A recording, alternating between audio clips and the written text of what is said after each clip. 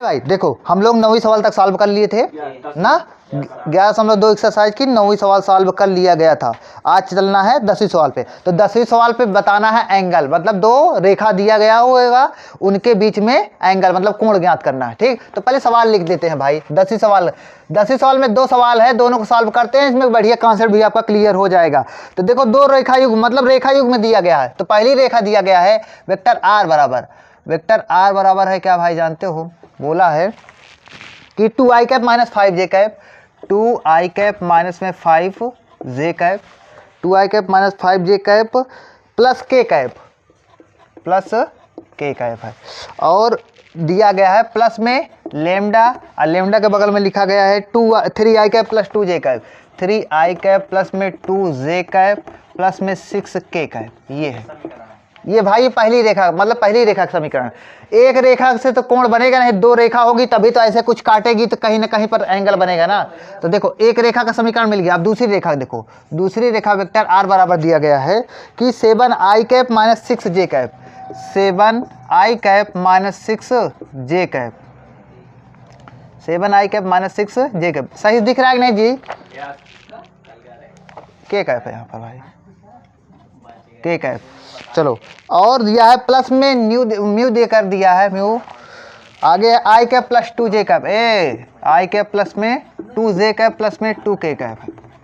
बोलो नहीं भाई, ये है ठीक, ये है। दो रेखा दे दिया कि नहीं दिया गया। अब बोला है इनके बीच में एंगल, हाँ मतलब देखो सुनो पहले, यहाँ पर लेमडा यहाँ पर म्यू दोनों कांस्टेंट है। बगल में कांस्टेंट आपको दिया होगा, कांस्टेंट के बगल में जो होगा, कांस्टेंट के बगल में जो होगा वो होगा क्या जानते हो, वो होगा वही रेखा का डायरेक्शन रेशियो होता है, दिक अनुपात। जो इसके बगल में लेमडा के बगल में जो है भाई आई के बगल में, जे के बगल में, के के बगल में जो है, और यहाँ पर म्यू के बगल में दूसरी रेखा का ये दिक अनुपात हो जाएगा। तो पहली रेखा का दिक अनुपात मतलब वेक्टर बी क्या बनेगा। अच्छा बताओ पहली रेखा का भाई पहले बताओ ए वेक्टर क्या होगा। ए वेक्टर पहली रेखा का, हाँ a1 वेक्टर क्या हो जाएगा भाई, a1 वेक्टर क्या हो जाएगा बताओ। a1 वेक्टर बराबर हो जाएगा 2i कैप, अरे a1 वेक्टर हो जाएगा 2i कैप हो जाएगा। और बताओ क्या हो जाएगा माइनस 5j कैप, और बताओ प्लस में k कैप। ये हो गया कि नहीं हो गया। और बताओ a2 वेक्टर क्या हो जाएगा। a2 वेक्टर तो दूसरी रेखा का 7i कैप और माइनस 6k कैप और प्लस, अच्छा बताओ म्यू हटाओ यार, ये देखो यहाँ प्लस 0 के, देखो के कैप है ना। तो सुनो पहले, हाँ देखो इधर, तो पहले यहाँ पर देखो जे कैप नहीं है ना, तो प्लस 0j कैप लिख दो, माइनस 6k कैप ऐसे लिख दिया जाए। चलो और वेक्टर b1 बराबर क्या हो जाएगा, b1 बराबर यहाँ पर देखो, हाँ लेमडा के बगल में 3i कैप प्लस में 2j कैप प्लस में 6k कैप। समझे कि नहीं। अब देखो b2 मतलब जानते हो, b2 वेक्टर मतलब दूसरी रेखा का भाई डायरेक्शन रेशियो वाला वेक्टर। तो हाँ तो i कैप प्लस में 2j कैप प्लस में ये हो जाएगा, ये हो जाएगा नहीं हो जाएगा भाई। अब सुनो पहले, अब देखो दो रेखाओं के बीच में एंगल ज्ञात करना, क्या ज्ञात करना है एंगल। तो कैसे ज्ञात किया जाएगा, तो सुनो पहले आपको पता होना चाहिए भाई कॉस थीटा बराबर होता क्या था। कॉस थीटा बराबर क्या होता था, कॉस थीटा बराबर होता था भाई क्या होता था, मॉड बनाते थे, क्या बनाते थे mod, vector b1 dot product vector v2, क्या होता था vector b1 dot product vector v2 अपान में mod of vector b1 into mod of vector v2, ये होता था। अरे यार दो मैंने आपको फार्मूला बताया था ना, एक बताया था a1 a2 into plus b1 b2 plus c1 c2 upon mod of upon में रूट में a1 square plus b1 square plus c1 square into में रूट में a2 square plus b2 square plus c2 square. वही मतलब है भाई, वही मतलब है। अब इसमें देखो दोनों वेक्टर दिया, आसानी से निकाला जा सकता है। तो चलो कॉस थीटा बराबर देखो यहाँ पर a1 a2 का यूज नहीं हो रहा है, केवल वेक्टर b1 वेक्टर b2 का यूज हो रहा है ना, डायरेक्शन रेशियो वाले वेक्टर पे। तो सुनो तो यहाँ से देखो vector b1 dot vector b2, यही दोनों का यूज हो रहा है ना। तो इनका डॉट प्रोडक्ट मैंने निकालना सिखाया है, क्या होता है कैसे निकालता है। आई के बगल में 3 है, आई के बगल में 1 है, आई के साथ गुणा कराओ तो 3 हो जाएगा। 3 आई कैप नहीं होगा, अरे उल्लू, हाँ केवल आई 3 हो जाएगा। आई के बगल में 3 है, आई के बगल में 1 है, 3 बन जा 3, समझे 3 बन जा 3, समझे कि नहीं। अभी तक देखो 3 लिख दिया है ना। अब देखो अब प्लस का प्लस इंटू प्लस ही हो जाएगा। अब बताओ प्लस, अब सुनो अब जे के बगल में 2 है, जे के बगल में 2 है, 2 2 जा 4 हो गया कि नहीं हो गया। चलो अब ऐसे के का बगल में क्या है बताओ, 6 2 या 12, ये हो गया नहीं अपान में। अब बताओ vector b1, mod of vector b1 निकालना। मॉड मतलब समझते हो परिमाण निकालना है वेक्टर b1 का। तो वेक्टर b1 का परिमाण क्या होता है भाई, सुनो 3 3 का 9, 9 4 13 13 और भाई 6 6 36, 13 36 कितना हो जाता है जानते हो, 49। क्या होता है 49, 49 मतलब 7। ठीक, ऐसे वेक्टर b2 का मॉड निकालो जल्दी से बताओ, वेक्टर b2 का मॉड।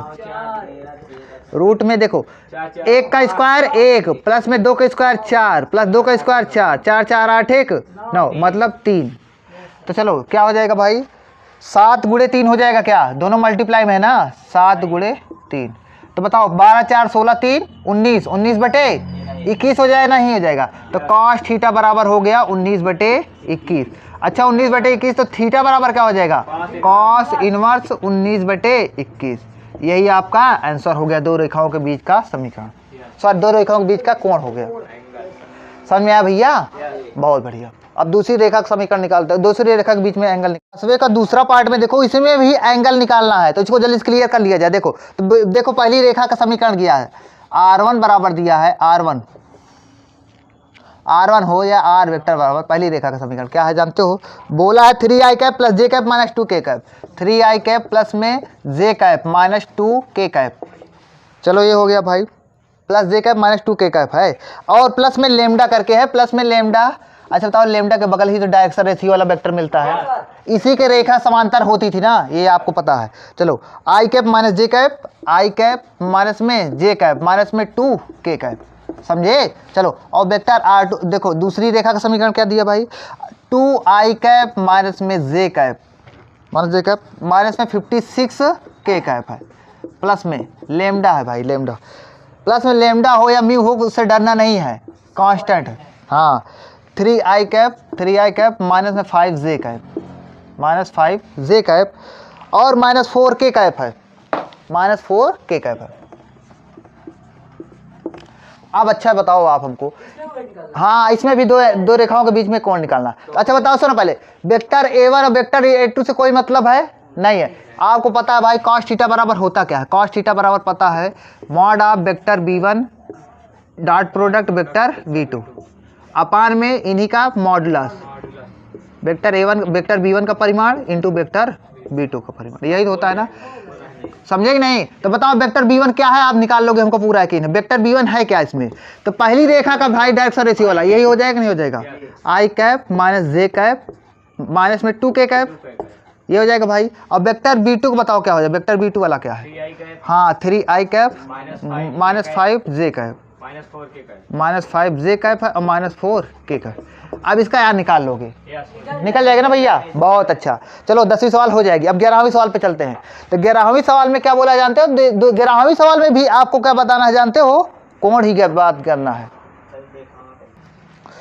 तो सुनो पहले 11वीं सवाल में क्या है भाई, इसमें भी दो रेखाओं के बीच में एंगल ज्ञात करना है, लेकिन इसमें रेखा का कार्तीय समीकरण दिया है। इसके पहले जो अभी हमने बताया उसमें क्या दिया था, रेखा का सदिश समीकरण दिया था, तब एंगल ज्ञात करना था। अब आपको रेखा का कार्तीय समीकरण दिया है, तब एंगल निकालना है। इसमें भी निकाला जा सकता है। देखो पहले मैं सवाल लिखता ही हूँ भाई, एंगल ज्ञात करना है, दो रेखाओं के बीच में कोण ज्ञात करना है। 11वीं सवाल का पहला पार्ट, इसमें भी दो सवाल दिया गया है। तो देखो भाई पहली रेखा का समीकरण क्या जानते हो, दिया है x माइनस 2 अपान में 2 है इक्वल y माइनस 1 अपान में 5 है, अपान में 5 है भाई, इक्वल दिया है z प्लस में 3 अपान में माइनस 3 है। ये हो गया, समझ पा रहे हो नहीं। और मतलब अब सुनो पहले, ये पहली रेखा हो गया, अब दूसरी रेखा लिखने चल रहे हैं। दूसरी रेखा यहाँ पर लिख देते हैं भाई, दिया है x प्लस 2 अपान में माइनस 1 इक्वल y माइनस 4 अपान में 1 अपान में 8 है, इक्वल दिया है z माइनस 5 अपान में 4 है। समझे भाई, ये आपका है ये। अच्छा आप खुद देखो इसमें x प्लस 2 ये सब, हाँ यही सवाल है। आप सुनो पहले इसमें, अच्छा बताओ आप हमको, ये पहली रेखा हो गई, ये दूसरी रेखा हो गई क्या। अच्छा दो रेखाओं के बीच में एंगल कैसे ज्ञात किया जाता है, cos थीटा बराबर क्या होता है बताओ, cos थीटा बराबर अभी आपने पढ़ा क्या होता है, vector b1 dot product vector b2 अपान में mod of vector b1। Into mod of vector v2, यही तो होता है इसमें। लेकिन वेक्टर v1 वेक्टर v2 नहीं दिया है भाई, दिया है। देखो निकाला जा सकता है, देखो पहली रेखा का देखो वेक्टर v1 कैसे निकलता है, पहली रेखा का देखो इधर वेक्टर v1 बराबर ऐसे निकाला जा सकता है। मैं आपको बोला है वेक्टर v1 या वेक्टर v2 ये सब होता है। जैसे वेक्टर v1 मतलब पहली रेखा का डायरेक्शन रेशियो वाला वही वेक्टर बनता था, दिक् अनुपात वाला। अब मैं बोला हूँ जब कार्तीय समीकरण दिया हो तो जो अपान के नीचे लिखा होता है वही डायरेक्शन रेशियो होता है। समझे कि नहीं समझे भाई, ये लिखा है। और ये हमेशा जान लेना जब कार्तीय समीकरण दिया हो तो थोड़ा घुमा कर भी दे देगा। मतलब हमेशा याद रखना कि x के सामने x से कोई चीज मल्टीप्लाई नहीं होना चाहिए, ना y से कोई चीज, ना z से कोई मल्टीप्लाई नहीं होना चाहिए। x एकदम पॉजिटिव भी रहना चाहिए, y भी पॉजिटिव, z भी पॉजिटिव। अगर ये हो तो आसानी से जान लेना अपान के नीचे वाला वो सब क्या है, डायरेक्शन रेशियो ही है। समझे? तो देखो इसमें देखो x y z से कोई मल्टीप्लाई है नहीं है ना भाई, नहीं है ना, इसमें भी नहीं है, मतलब सब सही है, एकदम अच्छे से बना कर दिया है। समझे? तो चलो अभी अगर वो वाला क्वेश्चन आएगा तो उसको भी समझा देंगे ना यार। अब इधर देखो तो डायरेक्शन रेशियो इसको पहले बनाओ, वेक्टर b1 बनाओ क्योंकि पहली रेखा है, ये L1 है ना पहली रेखा है, तो वेक्टर b1 हो जाएगा। तो क्या हो जाएगा यहाँ से 2i कैप, अरे ये x वाला है ना तो 2i कैप, या प्लस में 5j कैप, बताओ यार। और माइनस है ना -3 k कैप, ये हो जाएगा। और यहाँ से वेक्टर b2 बन जाएगा, वेक्टर b2 क्या बन जाएगा, दूसरी रेखा का डायरेक्शन रेशियो वाला, -i कैप। अब बताओ प्लस में 8j कैप हो जाएगा क्या, अरे 8j कैप, अब प्लस में 4k कैप, यही तो होगा भाई। अब तो यार आसानी से ज्ञात कर लोगे, ज्ञात नहीं कर पाओगे, देखो ज्ञात करते, देखो cos थीटा बराबर क्या हो जाएगा, पहले दोनों लोग का वो निकाला जाए, अरे देखो पहले निकाल लिया जाए तो क्या हो जाएगा, -2 हो जाएगा, और इसका मल्टीप्लाई 8 पंचे 40 40 हो जाएगा, और भाई क्या हो जाएगा -12 हो जाएगा अपान में मॉड ऑफ, बताओ मॉड मतलब इसका मॉड निकालना मतलब रूट में निकाल, 4 25 चौक 29, 25 4 29 -9 29 9 38 हो जाएगा ना, तो 38 हो गया भाई इनटू में। अब चलो अब इसका देखो -1 का स्क्वायर 1, 8 का 64, 64 1 65, 4 चौक 16, 65 16 कितना होता है जानते हो, हाँ 65 10 75 75 6 81 ना भाई, 81 तो 81 हो गया। अरे भाई वो उनका कैलकुलेशन बहुत तेज है ना। अब इधर देखो, अब इसका चलो सॉल्व करो तो -12 -2 -14 भाई, 40 में 14 गया कितना हो गया, 26 होगा भाई, समझे कि नहीं। तो cos थीटा इधर देखो तो कितना हो गया, नहीं दिख रहा है क्या, दिख रहा है। तो 26 हो गया, 26 हो गया अपान में।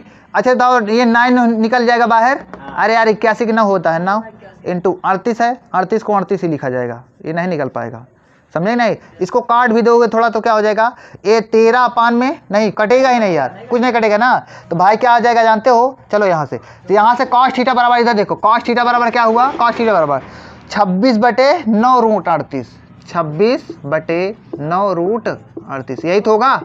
अब यहाँ से थीटा बराबर क्या हो जाएगा, cos इनवर्स 26 अपान में 9 रूट 38, ये आपका एंगल आ गया, समझ आया भाई। चलो अब इसको मिटाया जाए, ये नहीं हम तो अब लाइक योर फ्रेंड। चलो भाई इधर देखो तो 11वीं की दूसरी सवाल देखो, मैं लिख दे रहा हूँ आप समझ लेना। देखो 11वीं की दूसरी सवाल में क्या बोला है भाई, इसमें भी एंगल ही ज्ञात करना है दूसरी सवाल में, 11वीं की दूसरी सवाल। तो देखो इसमें क्या बोला है, x/2 पहली रेखा का समीकरण दिया है, x/2 equal y/2 equal z/1 ऐसे दिया है। और दूसरी के रेखा का समीकरण है x-5 अपान में 4 है इक्वल y-2 अपान में 1 है इक्वल z/3 अपान में 8 है। पहले हमारी बात सुनो भाई, देखो इनके बीच में एंगल ज्ञात करना। अब ये 2 है भाई, सुनो पहले, ये 2 है, अब सही है ना। आज सुनो पहले, देखो अच्छा बताओ, यहाँ पर x-5 y-2 z-3, यहाँ पर कुछ माइनस किया ही नहीं है, तो डरना नहीं, भले नहीं माइनस, क्या पता है x-0 हो, ये y-0 हो, z-0 हो, समझे कि नहीं। अच्छा बताओ, चलो अब यहाँ से बताओ पहली रेखा का आप दिक् अनुपात वाला बताओ, दिक् अनुपात वाला डायरेक्शन रेशियो वाला वेक्टर बताओ क्या हो जाएगा, वेक्टर b1 क्या बनेगा, वही अपान के नीचे वाला भाई, अपान के नीचे, तो क्या 2i कैप प्लस में 2j कैप अब प्लस में k कैप, ये हो जाएगा नहीं हो जाएगा। अब अच्छा यहाँ से ये बताओ भाई वेक्टर b2 क्या हो जाएगा, वेक्टर b2 क्या बन जाएगा, हाँ भाई 4i कैप प्लस में j कैप प्लस में 8k कैप, यही तो होगा। अब इसका याद निकाल लोगे आप लोग, cos थीटा बराबर मॉड ऑफ वेक्टर हो जाएगा ना, वेक्टर v1 इंटू वेक्टर, अभी ने बताया हमने, ये हो जाएगा भाई। चलो 11वीं सवाल हो गई। अब 12वीं सवाल में क्या बोला है कि p का मान ज्ञात कीजिए, p का मान ज्ञात कीजिए ताकि रेखाएं, दो रेखाएं दी यहाँ परस्पर लंबवत हो, क्या हो, लंबवत हो। इसको मिटाते हैं फिर जाके आपको बताते हैं, ठीक। 12वीं सवाल पॉज कर दो थोड़ा जाए तो। देखो भाई 12वीं सवाल में क्या बोला है कि P का मान ज्ञात कीजिए ताकि दो रेखाएं एक दूसरे पर लंबवत हैं।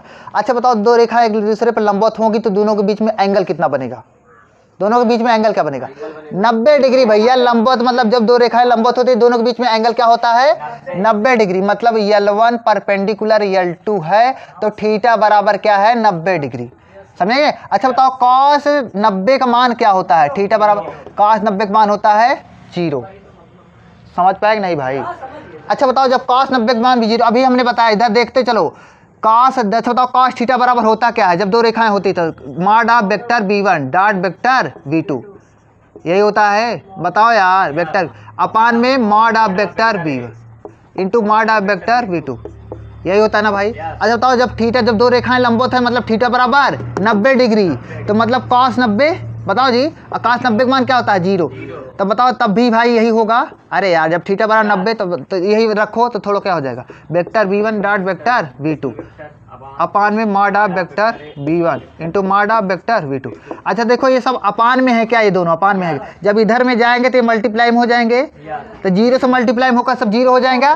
तो बताओ क्या होगा, इधर 0 बन जाएगा तो बचेगा क्या, मतलब बचेगा vector v1 dot vector v2 बराबर 0, यही तो होगा। ये कॉन्सेप्ट बन गया भाई, जब दो रेखाएं एक दूसरे पर लंबवत हैं, जब दो रेखाएं एक दूसरे पर लंबवत है तो प्रतिबंध क्या बनेगा, दोनों वेक्टर का भाई, दोनों रेखाओं के डायरेक्शन रेशियो वाला वेक्टर का डॉट प्रोडक्ट क्या होगा, 0 होगा। ये मोस्ट इंपॉर्टेंट कॉन्सेप्ट है, समझे कि नहीं। ये होगा भाई जब दो रेखाएं एक दूसरे पर लंबवत है। तो देखो 12वीं की भाई आपको हम 12वीं सवाल बताते हैं, देखो क्या बोला है, बोला है P का मान ज्ञात करना है ताकि दो रेखाएं एक दूसरे पर लंबवत हैं।